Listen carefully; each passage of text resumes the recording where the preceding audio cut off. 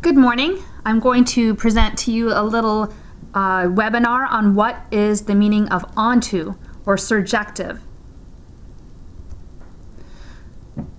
So starting out with onto, I'm going to use the word onto, but when we grow up in mathematics, we don't use the word onto anymore. We use the word surjective.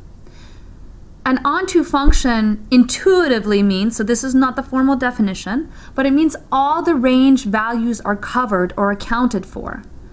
So when you think of function, and I know that you think of it this way, you think of function being f of x equals x squared. The reason I know this is because I heard a math educator give a talk on her research where she asked students what they thought functions were, and they basically said f of x equals x squared. So I want to blow your mind a little bit. I want you to think about functions differently. I want you to think about functions as being a dictionary that takes things from one world and identifies them to another world. So for example, we can put f of x equals x squared in this framework.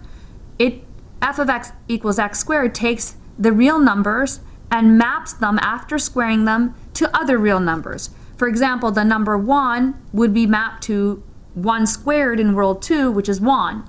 And negative 2, for example, would be squared and become 4 in world 2.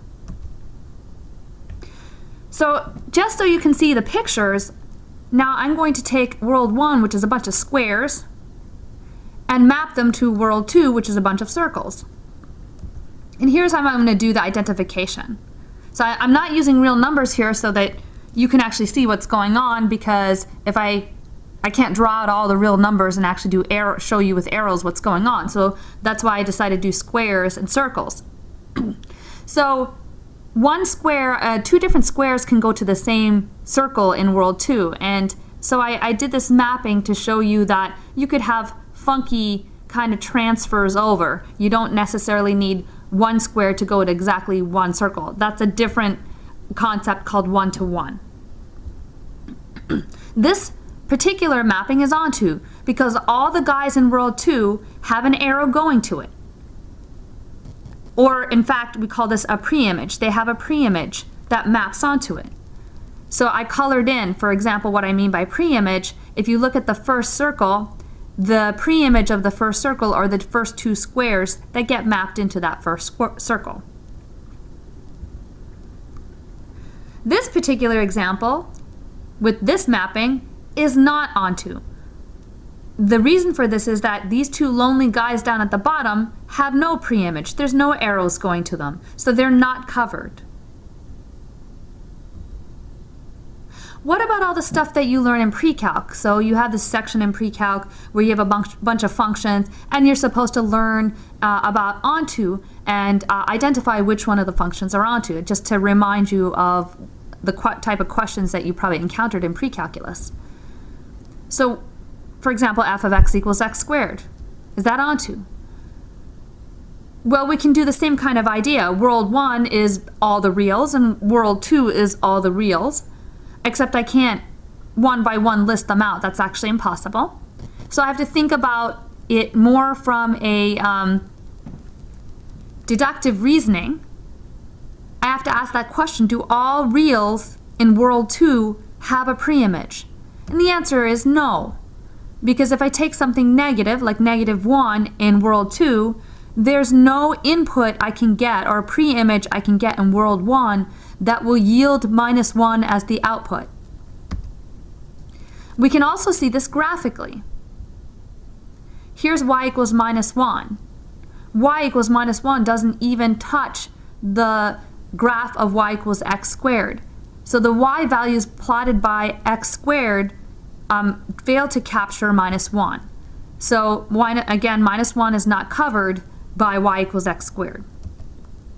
So I don't know if your teacher did this with you in pre-calculus, but you could use what I call the horizontal line test to evaluate onto-ness. I took 2 different functions, and instead of using y equals x squared this time, I used the arctan. The arctan of x, if you recall from Calc 1, is this crazy function that's got asymptotes, horizontal asymptotes, and is sandwiched in between those horizontal asymptotes. And it's not graph appreciation day, so I didn't make nice fancy graphs. Y equals x cubed is another function that you deal with a lot in Calculus 1. And I drew that out, not very nicely, but hopefully you get the idea. So again, by using the horizontal line test, I can see that arctan of x is not onto because that turquoise line that I graphed above the horizontal asymptote doesn't cross the graph. On the other hand, if I take y equals x squared or x cubed and I start making horizontal lines from bottom to top, every single one of those horizontal lines are going to strike the graph. So y equals x cubed is onto, but y equals arctan x is not onto.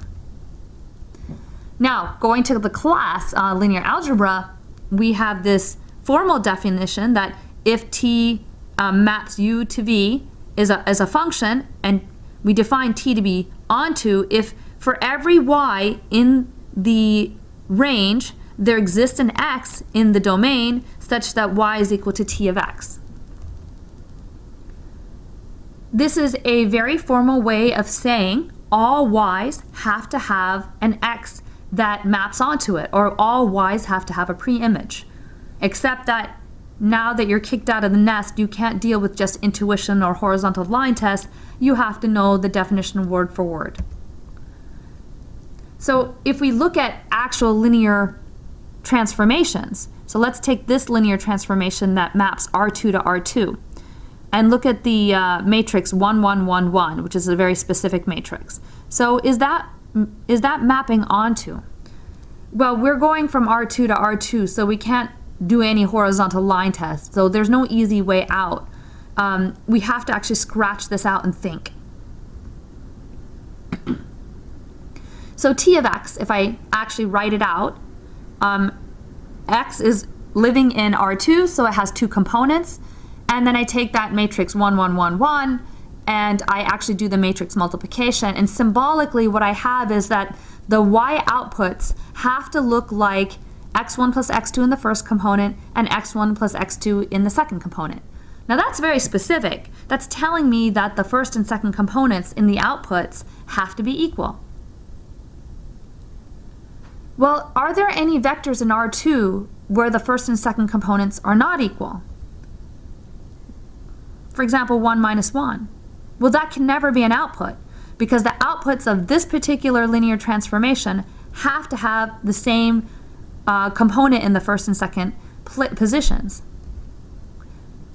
So at least there's one y value in R2 that has no preimage. In fact, 1 minus 1 will have no preimage. There are more, obviously, but I'm lazy, and having 1 means it's not true. And this is why we have to know the definition word for word. In the definition it says that every single y value in V has to have an x. And I showed you there's one that doesn't have an x, and I'm done. I can finish off. It blew it. Let's look at a different linear transformation. Let's look at the linear transformation defined by the matrix 1 minus 1, 0, 1. So this again is also mapping R2 to R2. So let's scratch this one out. I get x1 minus x2 as the first component and x2 as the second component. Now it looks like, just from my eyeball check, that this would be onto, that I could get everything covered. Well, if I think everything's covered, the only way I can show, I can't take each vector one by one in R2 and show that every single one of them has a pre-image numerically, because there's an infinite number of vectors in R2 and I will never finish. So I actually have to do this symbolically. So how do I show this? I have to start out by taking an arbitrary y in R2. Arbitrary means that I have to fill it in with letters. So the components are y1 and y2. I have to come up with a formula for x, a preimage that gives y as this output. So I have to do this via scratch work, using algebra, the high school kind, to find x, not abstract algebra. So if I take an arbitrary x and plug it into that matrix formula, I know that I'm supposed to get x1 minus x2 as the first component and x2 as the second component. Already did that. I set this equal to my arbitrary y. And then I solve for the x1 and x2 in terms of the y1 and y2. So that gives me x2 has to be y2 by setting the components equal. And by the first one gives me that x1 has to be y1 plus y2 after substituting in the fact that x2 is y2. So I'm just going to check if this formula works with some random y in R2. I need to always see it with the numbers because my last name is Thomas and I have to see to believe. So let's look at 1 minus 1. Randomly pulled out of the air. I asked my cat, for example, he gave me this one. See if the formula gives you that pre-image. Well, the formula said that x2 is y2 and x1 is y1 plus y2. So x2 is minus 1 and x1 is 1 minus 1, which is 0. I plug this into the matrix multiplication. That's my potential pre-image, 0 minus 1, and it gave me that random y that I pulled out of a hat. So I believe it. I see it working for some random choice of y in R2. How do we do the proof? Now, as I talked about in class, proofs never show any of that dirty work. The proof, it just appears like it came out of the air. So I start out, the language is let y be arbitrarily chosen in R2, and define my x by x is equal to y1 plus y2 in the first component and y2 in the second. Looks like it was pulled out of a hat. It secretly wasn't, but we never show the reader that this was pulled out. There's actually some sweat behind this.